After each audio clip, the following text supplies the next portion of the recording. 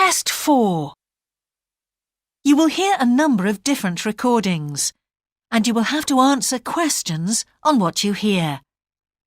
There will be time for you to read the instructions and questions, and you will have a chance to check your work. All the recordings will be played once only. The test is in 4 sections.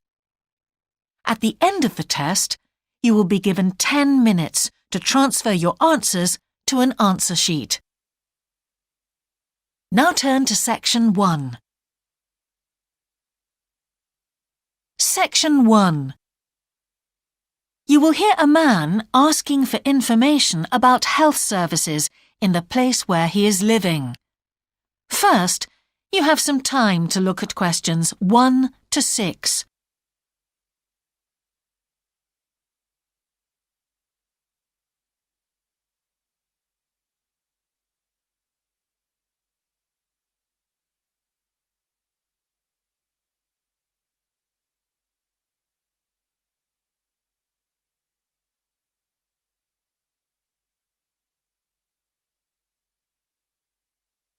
You will see that there is an example that has been done for you. On this occasion only, the conversation relating to this will be played first. Can I help you? Yes, I've just moved to this area with my wife and children, and I'd like to know where we can all register with a doctor at a health centre. Oh, OK. Well, there's Dr. Green at the Harvey Clinic. The woman says the doctor at the Harvey Clinic is called Dr. Green, so Green has been written in the space. Now we shall begin. You should answer the questions as you listen, because you will not hear the recording a second time. Listen carefully and answer questions 1 to 6. Can I help you? Yes, I've just moved to this area with my wife and children, and I'd like to know where we can all register with a doctor at a health centre. Oh, OK. Well, there's Dr. Green at the Harvey Clinic. We always recommend her for babies because she's very good with them and she runs a special clinic. Oh, actually, my youngest child is 5, so that wouldn't be any good for us. Right. Is there anywhere else I could try? Yes, the Eshcol Health Practice is the next one on my list. How do you spell that? Eshcol. And it's Dr. Fuller who has space on his list. The clinic only opened a year ago, so the facilities are all very modern. That sounds good. And it's particularly good if you're busy during the day because they also do appointments in the evening. They're closed on Saturday, though. The only other place on the list is the health centre on Shore Lane. You can register with Dr. Gormley. That's Gormley. He's new there, but the centre has a very good reputation. Oh, yes. I think I know the road. That would be the best one. Thanks. Could you tell me, will all their services be free? There are usually some small charges that doctors make. Let me see what it says about the Shore Lane Centre. If you need to be vaccinated before any trips abroad, you won't have to pay for this. What else? The Sports Injury Treatment Service operates on a paying basis, as does the Nutritional Therapy Service. Some health centres do offer alternative therapies like homeopathy as part of their pay-to-use service. Shore Lane are hoping to do this soon. I think they may start with acupuncture. Oh. And finally, if you need to prove you're healthy or haven't had any serious injuries before a new employer will accept you, you can get a free fitness check-up there. But you'd most likely have to pay for insurance medicals, though. OK, thanks. Before you hear the rest of the conversation, you have some time to look at questions 7 to 10.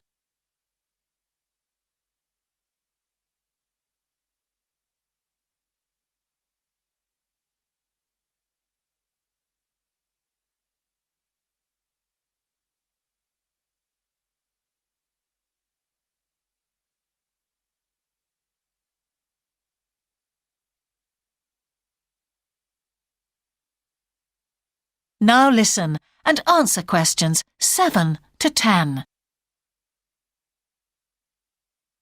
You might also be interested to know the centre is running a pilot scheme of talks for patients. I've got the list here.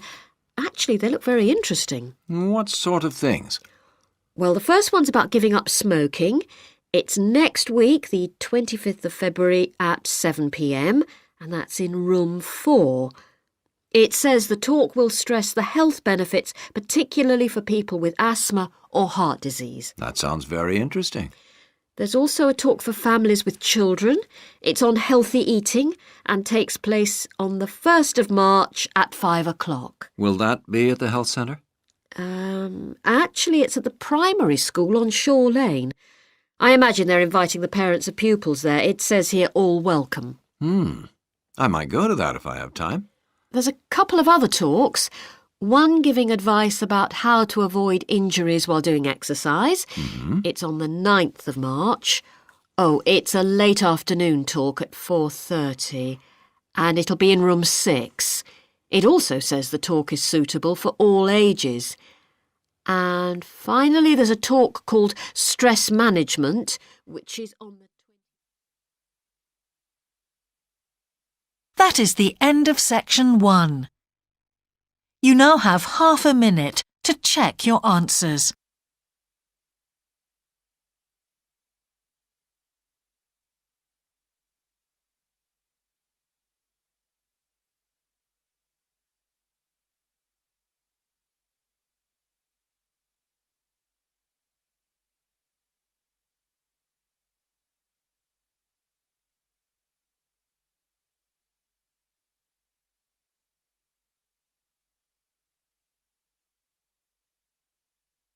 Now turn to section 2.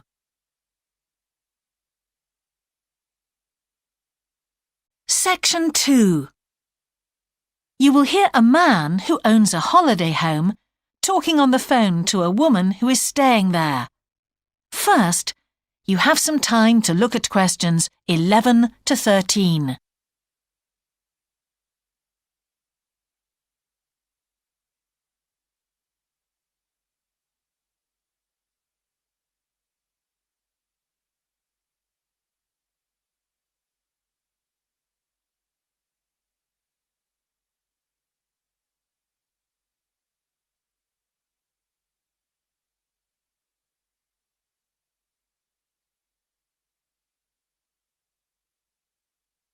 Now listen carefully and answer questions 11 to 13.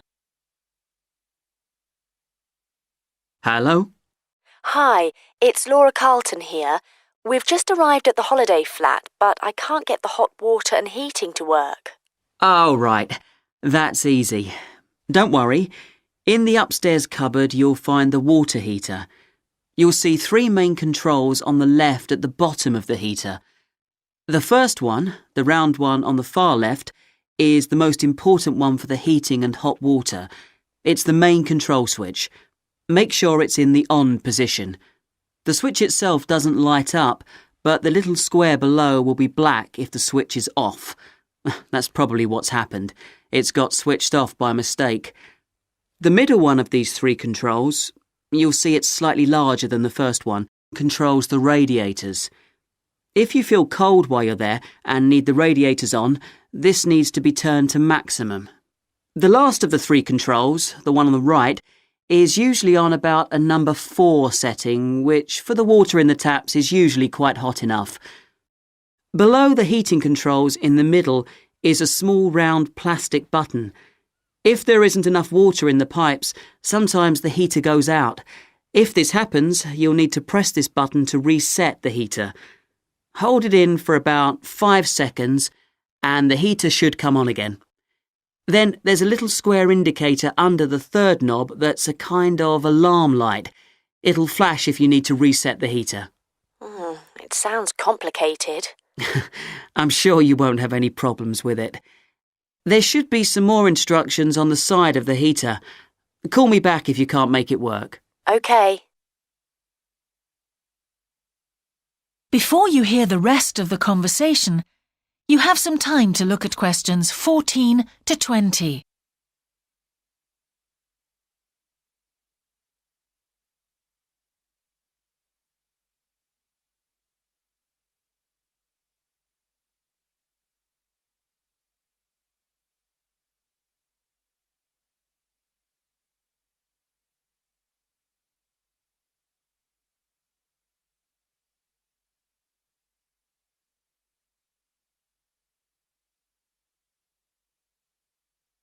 Now listen and answer questions 14 to 20. While you're on the phone, we haven't managed to find a few things we need, like extra pillows for the beds and some washing powder. Is there any here? Pillows, yes. If you look in the cupboard, the large white one upstairs, to the left of the bathroom door, there should be 4 or 5 on the top shelf. And if you want to do some washing, there's some powder for that, probably by the back door. There's a kind of shelf there above the sink. In fact, I'm sure there's some there in a large blue box. You need about half a cupful for each wash. Oh, and that reminds me. The spare key to the back door is hanging on a hook on the wall by the sitting room window. Please make sure to put it back when you've used it. The previous guest lost it in the garden and I had to get another one made. And if you have any trouble with the lamps, you'll find some spare bulbs in a large cardboard box. It's on top of the washing machine with all kinds of useful things in it. Oh, and another thing I forgot to mention when we last spoke. Yes? I've left you a local map so you'll be able to find your way around easily. It shows the whole area. I put it in the top drawer of the chest under the TV in your bedroom. There's a whole file of local information in there too. Thanks. What about visiting the town? Can you give us any advice? Yes, you'll need to take the car. It's too far to walk from the flat, really. You have to pay to leave your car in all the car parks now, I'm afraid. I like the one that's by the station best, and you can walk to the town centre from there in 5 minutes. That's where all the best restaurants are. But if you want a takeaway, the Italian one does really good pasta and pizzas. Call 732281 for that one, or 766119 for the Chinese. They're both good, and they'll both deliver to the flat. As for places to visit, yes, do go and see the Railway Museum. The exhibition is small, but really good. It gets very crowded on Sundays, so I suggest you visit it on a quieter day, later in the week, but not on Thursdays, which is market day. You won't find anywhere to park. And it's also the only day of the week when they're not open. Anything else? Not for the moment. Thanks. That is the end of section 2. You now have half a minute to check your answers.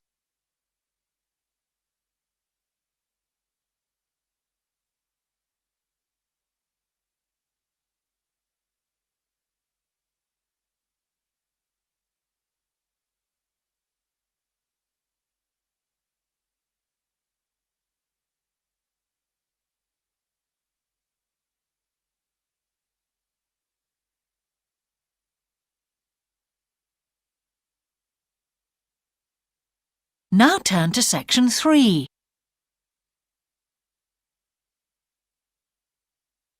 Section 3. You will hear a conversation between an English teacher called Paul and a former student of his called Kira. First, you have some time to look at questions 21 to 25.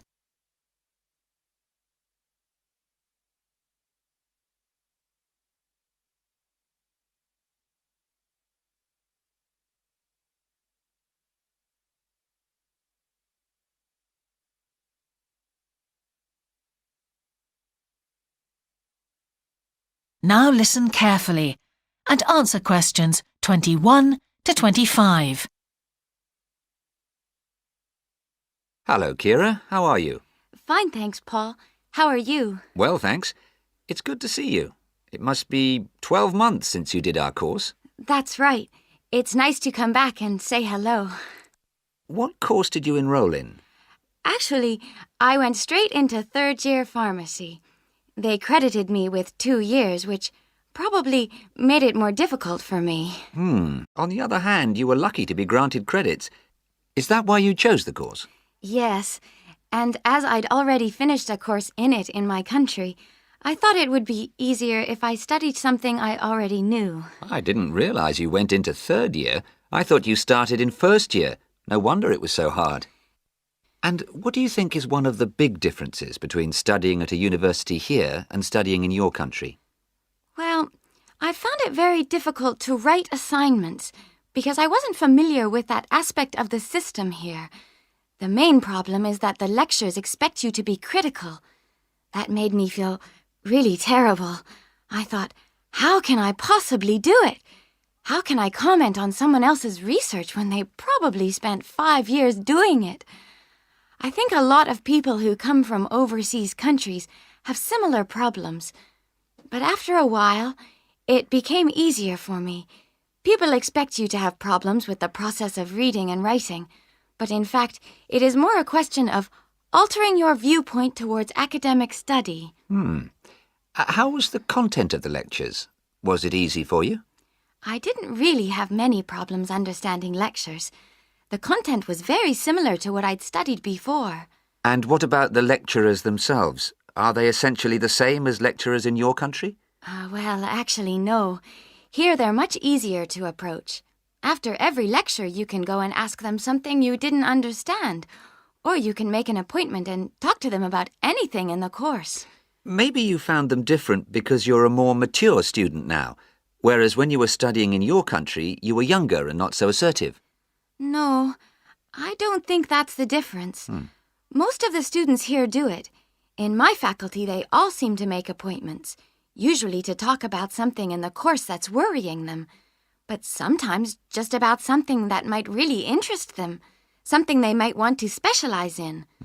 The lecturers must set aside certain times every week when they're available for students. That's good to hear. Before you hear the rest of the conversation, you have some time to look at questions 26 to 30.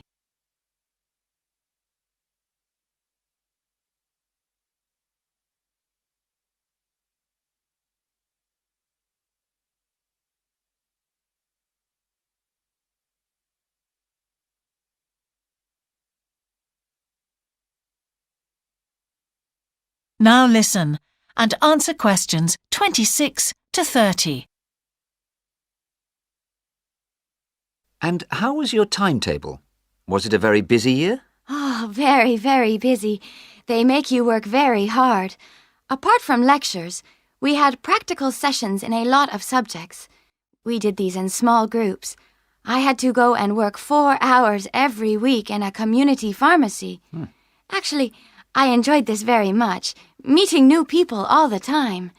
Then in second semester, we had to get experience in hospital dispensaries. So every second day we went to one of the big hospitals and worked there.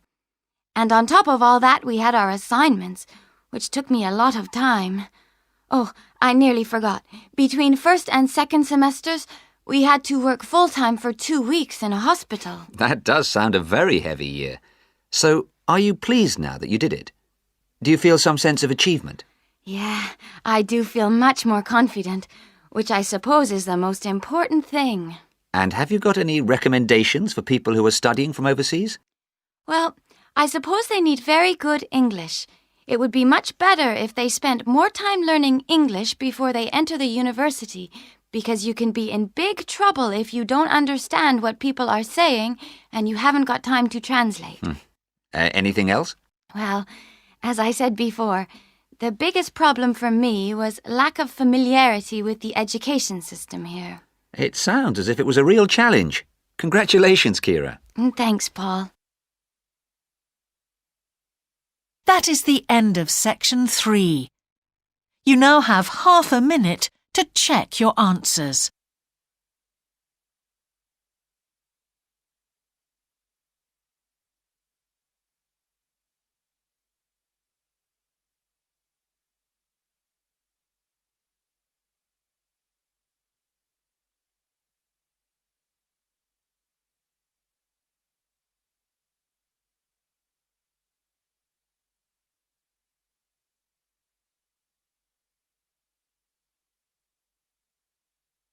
Now turn to section 4.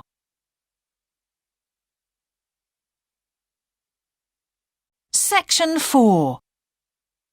You will hear a talk about a project on the wildlife found in city gardens in Britain. First, you have some time to look at questions 31 to 40.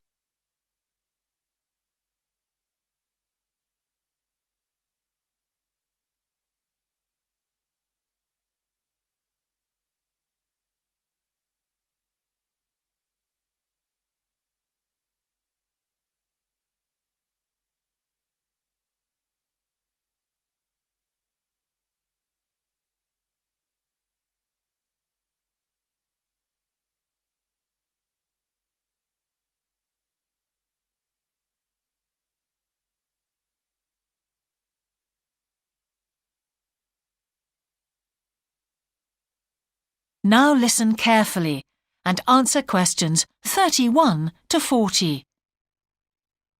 Good morning. Today I'd like to present the findings of our Year 2 project on wildlife found in gardens throughout our city. I'll start by saying something about the background to the project, then talk a little bit about our research techniques, and then indicate some of our interim findings. First of all, how did we choose our topic? Well, there are 4 of us in the group, and one day, while we were discussing a possible focus, 2 of the group mentioned that they had seen yet more sparrowhawks, one of Britain's most interesting birds of prey, in their own city centre gardens, and wondered why they were turning up in these gardens in great numbers. We were all very engaged by the idea of why wild animals would choose to inhabit a city garden. Why is it so popular with wildlife when the countryside itself is becoming less so? The first thing we did was to establish what proportion of the urban land is taken up by private gardens. We estimated that it was about 1/5, and this was endorsed by looking at large-scale usage maps in the town land survey office, 24% to be precise. Our own informal discussions with neighbors and friends led us to believe that many garden owners had interesting experiences to relate regarding wild animal sightings. So we decided to survey garden owners from different areas of the city. Just over 100 of them completed a survey once every 2 weeks for 12 months, ticking off species they had seen from a pro forma list, and adding the names of any rarer ones. Meanwhile, we were doing our own observations in selected gardens throughout the city. We deliberately chose smaller ones because they were by far the most typical in the city. The whole point of the project was to look at the norm, not the exception. Alongside this primary research on urban gardens, we were studying a lot of books about the decline of wild animals in the countryside and thinking of possible causes for this. So what did we find? Well, so much that I just won't have time to tell you about here. If you're interested in reading our more comprehensive findings, we've produced detailed graphic representations on the college website, and of course any of the group would be happy to talk to you about them. Just email us. What we've decided to present today is information about just 3 species because we felt these gave a good indication of the processes at work in rural and urban settings as a whole.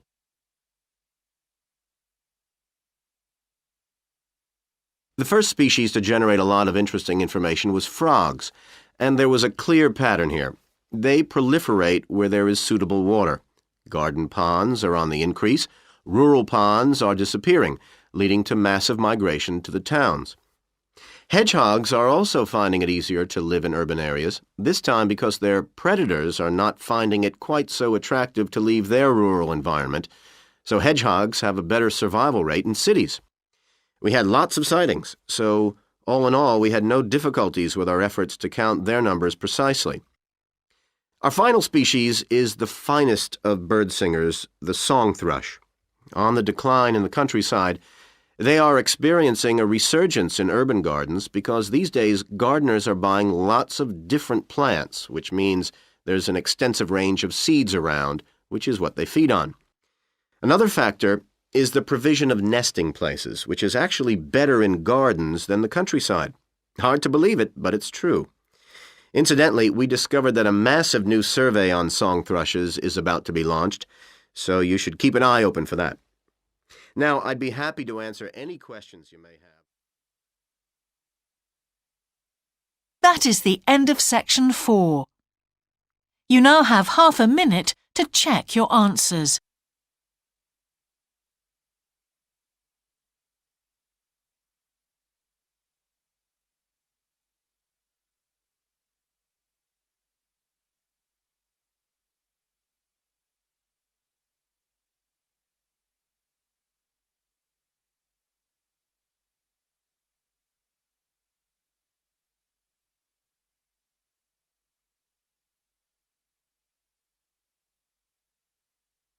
That is the end of the listening test. In the IELTS test, you would now have 10 minutes to transfer your answers to the answer sheet.